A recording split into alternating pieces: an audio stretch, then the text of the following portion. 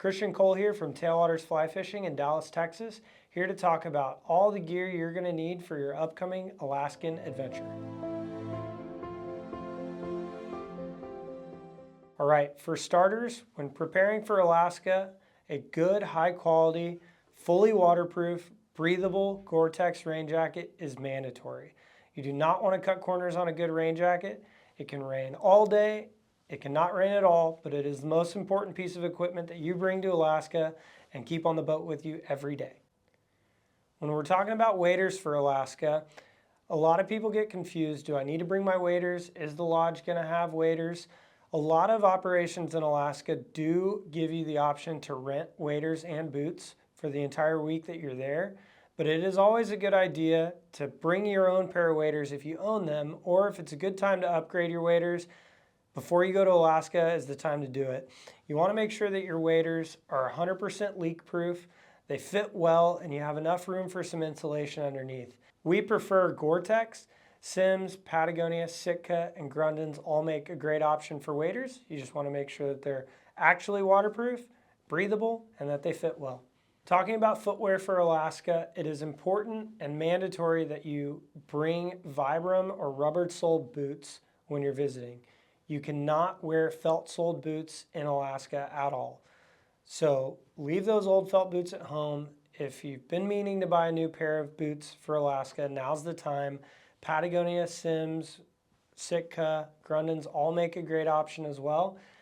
It's also important that these boots fit really well. Nothing's worse than a cold river and cramped toes. You want to make sure that your boots are in good shape, and most importantly, don't forget, no felt soles. In addition to your wading boots, it's nice to have a pair of camp shoes or lodge shoes, as well as a pair of rain boots. I like the shorter style rain boots. They're nice to have when walking from the plane to the lodge or any other times that you're outside not in your waders and boots. When considering luggage for Alaska, it's important to keep in mind that you may be in boats, airplanes, taxis, you name it. So we recommend soft-sided duffel bags a lot of the time. Outfitters prefer them for getting in and out of planes. Your guides will thank you too when they have to pick you up in boats. If you absolutely have to look for a bag with wheels, we recommend some brands like Fish Pond, Patagonia, and Simms. They all make a semi-soft piece of luggage, has some wheels, but also has some room to compress down. I like to consider a wide variety of packs, vests, or bags for when I'm going to Alaska. A lot of times I find myself with a guide all the time, but my guide might be assisting my fishing partner, and I might want to be self-sufficient. A small chest pack or a hip pack with just enough leaders and tippet, maybe a pair of nippers and hemostats, is nice to have, along with a spot to keep my phone and some extra personal items. The other thing that you should consider is a roll top backpack. This is something that I would almost consider mandatory for Alaska. A roll top backpack, as distinct from a fully waterproof zippered backpack, allows you enough space to really pack all your extra layers down into it.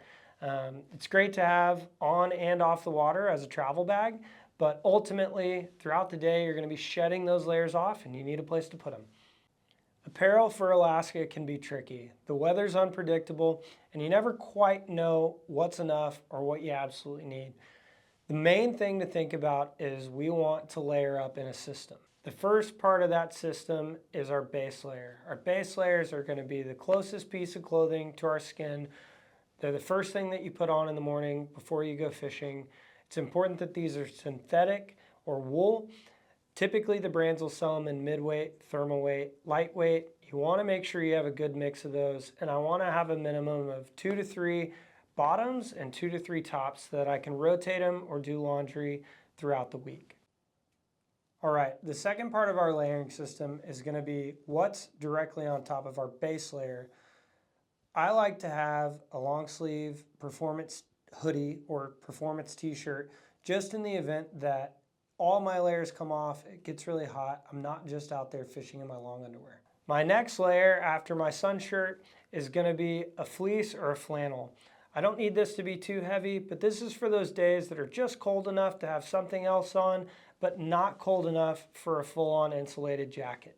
All right, the final piece to our upper layering system is going to be an insulated jacket. Really cold days, you want to have this with you, By the time the sun comes out, you're going to be shedding it off. It'll be the first thing to go. It's almost mandatory that you need to bring one of these to Alaska. You may not need more than one, but one is definitely important.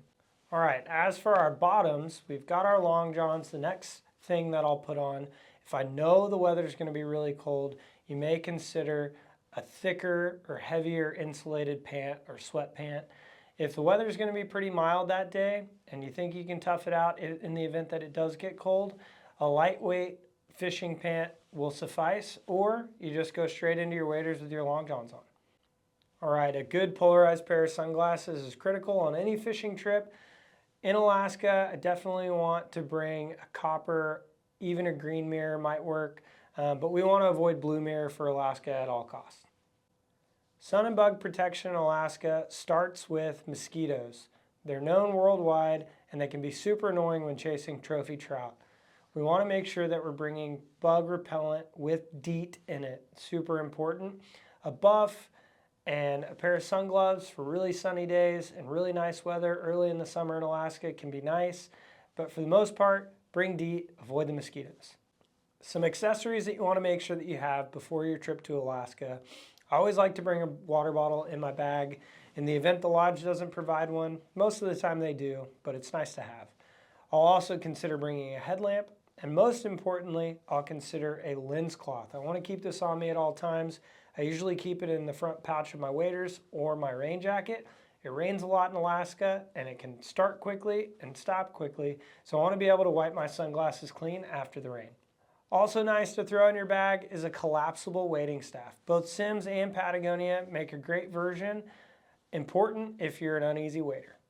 The leader and tippet that we recommend for Alaska is typically a little heavier than your western Rocky Mountain trout fishing.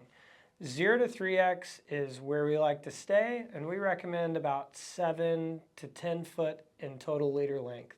You want to make sure that you have a good mix of monofilament and fluorocarbon. While most of the trout aren't leader shy, it's nice to have some monofilament for skating dry flies or mouse fishing. And in the event that you end up swinging some flies, Maxima is a known guide favorite. When going up to Alaska, my two favorite rods to bring are a 9-foot 6-weight and a 9-foot 8-weight. Most of the time, these two rods are going to cover every species you might encounter, with very few exceptions. It's also important that both of these rods break down into 4 pieces so that you can get them there easy. When heading up to Alaska and considering what reels to bring, I'll definitely want to match them first and foremost to the rods that I'm bringing.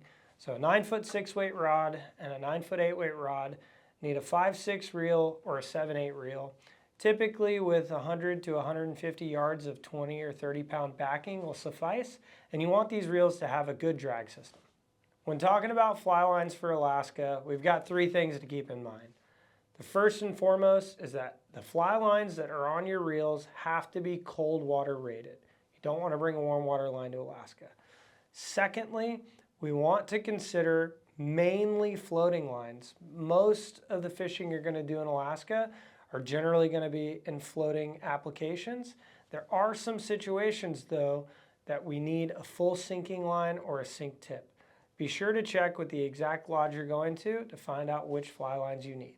Most of the time, the lodge that you're going to will provide your flies and your terminal tackle.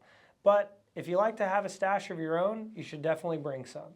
I'd focus on leeches in various colors. I'd focus on some Dalai Lamas, and be sure to pack some mice as well.